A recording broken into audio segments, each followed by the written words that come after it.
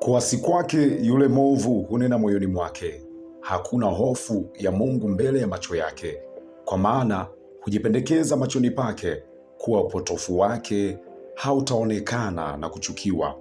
Maneno ya kinywa chake ni uovu na hila, ameacha kuwa na akili na kutenda mema. Huwaza maovu kitandani mwake, hujiweka katikati ya njia mbaya, ubaya hauchukii.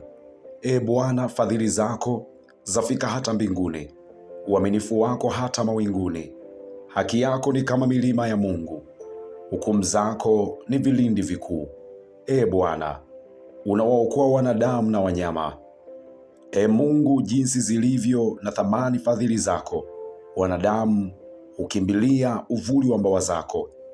Watashibishwa kwa unono wa nyumba yako, nawe utawanywesha mto wa furaha zako.